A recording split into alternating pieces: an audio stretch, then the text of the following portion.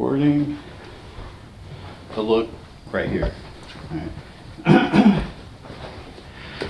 Hi, Bob Riley, High Life Magazine, High Life Studios. I'm here with Senator Jeff Brandes of Florida. Thank you for taking time out of your day to interview with us. Great to be with you. So, Senator Brandes, I wanted to talk about some of the bills that you put forth this session. I was wondering if you could kind of go over them and we could discuss them a little bit. Sure. I mean, look, to begin with, we'll start with adult use cannabis for Floridians. The simple truth is adult use is coming to Florida. It's going to, like most states, it'll probably take a constitutional amendment, but I don't want the legislature to have the argument that they never had a chance to hear it through the regular committee process. So every year I file the bill, which I think is the right bill for Florida, and with the goal of having the conversation at the legislative level, like most of my colleagues will say they want, but they choose not to have it. So I believe, like most states, it's going to require a constitutional amendment, and I would fully expect that to be there on the 2024 or 2026 ballot. Awesome.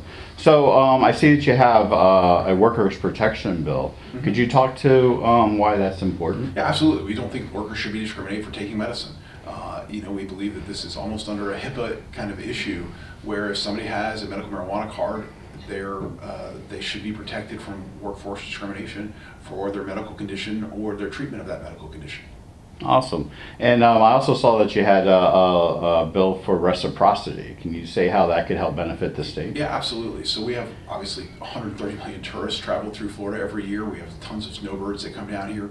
We believe there needs to be some reciprocity so that people can get their medicine while they're in transit or they're traveling to Florida. We think that's important. We think it's important that we provide reciprocity amongst the states and Canadians who have access to medical cannabis in their home jurisdiction with their own physician, but they should be able to get that treatment and that medicine here without having to cross borders and break laws. I also saw that you filed a bill to help expand qualifying conditions. Can you talk on that? Right. Well? So right now, there's kind of the catch-all phrase or other similar conditions in the current law, but we think we should just delineate more conditions and keep that other provision in there. But clearly, the medical science really shows that doctors are treating with medical cannabis a variety of conditions that currently aren't covered under Florida law.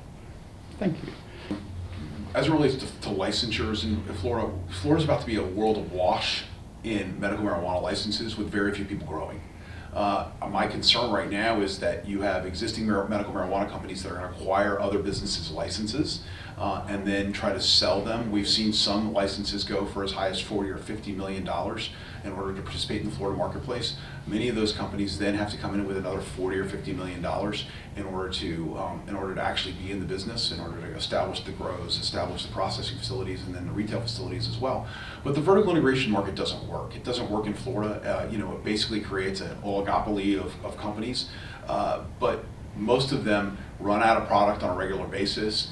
It's a very inefficient way for us to run this, and frankly, this is just a big government tool in order to restrict the marketplace, and it's not working. It's not working to help patients. And if you truly believe that we have a medical marijuana law, which is constitutional now, to help patients, Florida needs to be all in to help them. Currently, they restrict that access, and it creates an opportunity for large monopolies to begin to form, or oligopolies to begin to form, which is what we're seeing in the state.